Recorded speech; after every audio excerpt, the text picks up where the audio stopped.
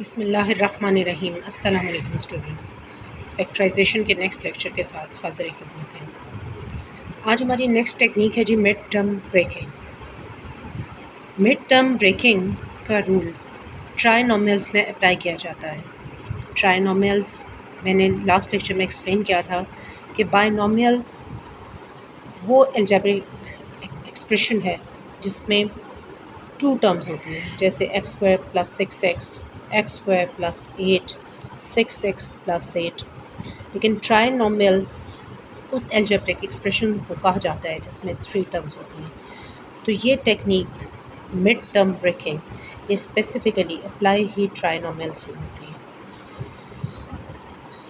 Mid term breaking का meaning understand करना है। पॉइंट नंबर 1 नोट कीजिएगा, to break the mid term. अब इस अलजेब्रिक एक्सप्रेशन का मिड टर्म 6 है। अब एक और बात एक्सप्लेन करना ज़रूरी है कि फ़र्स्ट टर्म हमेशा एक्स स्क्वायर में है, सेकंड टर्म हमेशा एक्स में है और थर्ड हमेशा कांस्टेंट है, यानी ये डिसेंडिंग ऑर्डर है। अब एक्स स्क्वायर के साथ इस वक्त कोफिशिएंट 1 है, ये भी नोट डाउन कर लीजिएगा, क्योंकि मैंने पहले भी कहा था कि जिसके साथ कोई कोफिशिएंट मल्टीप्लाई नहीं होता वो 1 होता है। So topic mid term breaking meant for to break the mid term. अब हमारी मिड टर्म जो है वो +6 है। +6 को हमने ब्रेक करना है। इसको ब्रेक करने से पहले एक स्टेप और स्पेसिफाई करना बहुत ज़रूरी है। You have to multiply coefficient of x square with constant. मैंने अभी डिस्कस किया कि हमारा कोफिशिएंट ऑफ एक्स स्क्वायर इस वक्त 1 है। अब हमेशा 1 नहीं होगा, बाज़ का 2, 3, 4 कुछ भी हो सकता है, और हमारा कांस्टेंट 8 है। ये मिड टर्म है जिसे हमने ब्रेक करना है, ये मैंने नोट डाउन कर दी है। इसके अलावा कोफिशिएंट ऑफ एक्स स्क्वायर 1 है और कांस्टेंट 8 है। हमने मल्टीप्लाई करना है कोफिशिएंट ऑफ एक्स स्क्वायर को कांस्टेंट से। तो आपके सामने है जी, कोफिशिएंट ऑफ एक्स स्क्वायर 1 है और कांस्टेंट +8 है। साइन के साथ नोट डाउन कीजिएगा। 1 के पीछे डेफिनेटली प्लस है, वो मैंने नोट डाउन नहीं किया। तो 8 1s are 8, आंसर आया जी +8। अब ये आपने संभाल के रख लिया। मिड टर्म 6 को ब्रेक करना है, ये हमारा टारगेट है। तो हम 6 को ब्रेक किस तरह करेंगे, इसके लिए हम डिफरेंट सिचुएशंस लेते हैं। हम 5 + 1 इससे भी 6 ले सकते हैं, 3 + 3 इससे भी 6 आता है, 4 + 2 इससे भी +6 ही आएगा, 7 - 1 इससे भी कैलकुलेट करें +6 आएगा। जिन लोगों के साइन प्रॉब्लम्स हैं कैलकुलेटर पर कैलकुलेट किया करें। 8 - 2 इससे भी +6 ही आता है। तो फिर हम कैसे मैनेज करेंगे कि हमने जो अपनी मिड टर्म 6 को ब्रेक करना है वो इनमें से कौन से फैक्टर्स हमारे लिए सूटेबल हों। तो अभी थोड़ी देर पहले ये जो मैंने आपसे 8 बनवाया है, कहाँ से बनवाया जी? कोफिशिएंट ऑफ एक्स स्क्वायर को मैंने कांस्टेंट से मल्टीप्लाई करवा के बनवाया। आप इनमें से उस फैक्टर को सूटेबल समझोगे जो +6 के साथ साथ मिड टर्म को ब्रेक करने के साथ साथ 8 आंसर मल्टीप्लाई करने पर भी दे।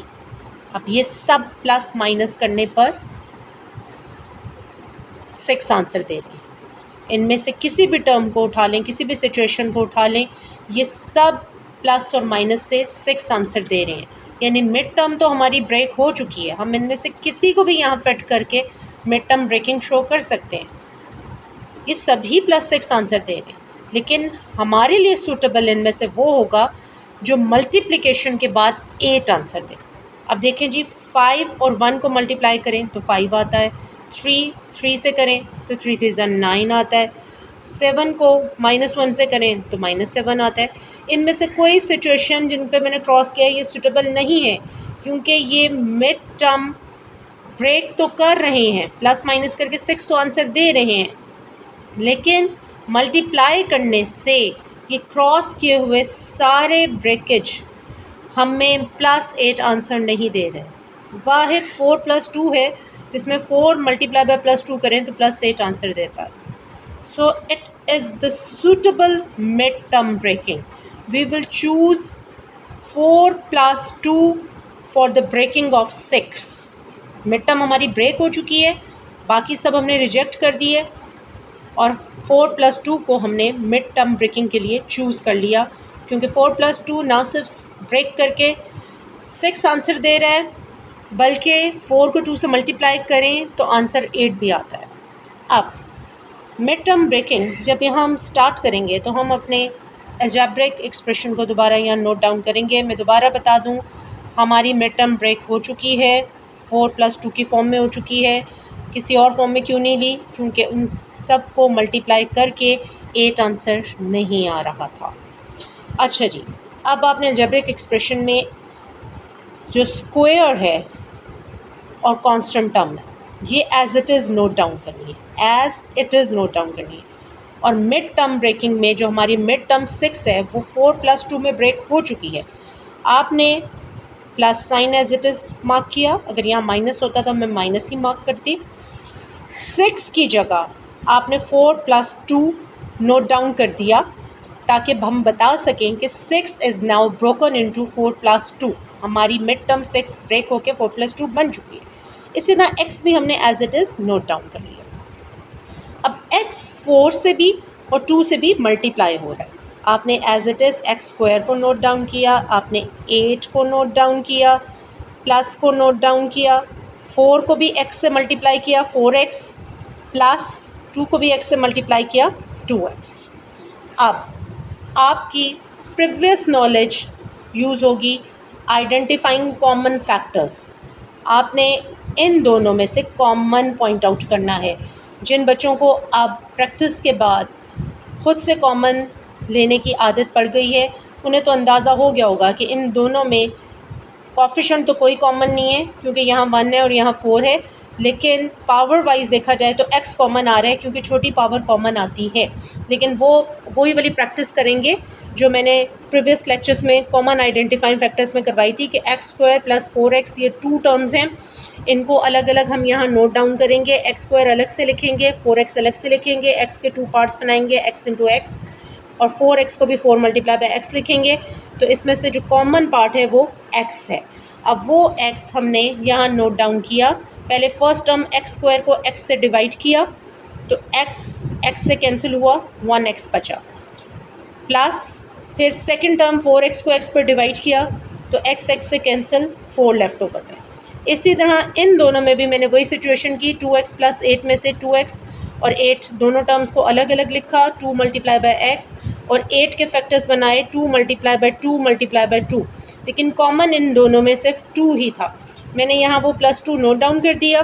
फर्स्ट टर्म 2x को 2 पे डिवाइड किया तो 2 कैंसिल हो गया, x आंसर आया, और सेकंड टर्म 8 को 2 पे डिवाइड किया तो 2 4 = 8 आ गया। Now you can see that x + 4 are same in this situation. It will be written one time, or x + 2 will be combined. Now you have got two factors, x + 4, x + 2. इन दोनों को अगर आप multiply करें तो आपका original algebraic function वापस आ जाएगा। So you can say that the factors of x² + 6x + 8 are x + 4, x + 2। इंशाल्लाह आने वाले लेक्चर्स में इन्हीं क्वेश्चंस को रेपिटेशन देंगे, इसी की डिफरेंट फॉर्म्स लेकर रेपिटेशन देंगे, ताकि मिड टर्म ब्रेकिंग को हम अच्छे से सीख सकें। होपफुली अभी भी आपने अंडरस्टैंड कर लिया होगा। प्रोसेस यही अडॉप्ट किया जाएगा जो अभी मैंने आपके सामने नोट डाउन करवाया है। इसके ओरिजिनल स्टेप्स तो सिर्फ इतने हैं, ये सिर्फ इतने स्टेप्स में कंप्लीट हो जाता है। ये तमाम कॉमन स्टेप्स जो कि लास्ट लेक्चर्स में मैंने करवाए थे, ये तमाम स्टेप्स जो कि मिड टर्म ब्रेकिंग की सूटेबिलिटी को शो करने के लिए, कंडीशंस को शो करने के लिए मैंने किए थे, ये सब आपने पेपर में या अपने होमवर्क में नहीं करने होते हैं, ओरिजिनल स्टेप्स ही करने होते हैं। लेकिन in order to comprehend it properly, मैं नेक्स्ट लेक्चर्स में भी तमाम मिड टर्म ब्रेकिंग के क्वेश्चंस इन्हीं प्रोसीजर्स के साथ आपको समझाऊंगी, ताकि आप इसे अच्छे से अपने अंदर आपको ऐसा फ़ील हो कि ये आपने अच्छे से सीख लिया है।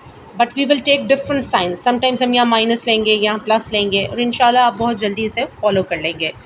होपफुली ये लेक्चर आपको किसी हद तक समझ आ गया होगा। Thank you so much. अल्लाह हाफ़िज़।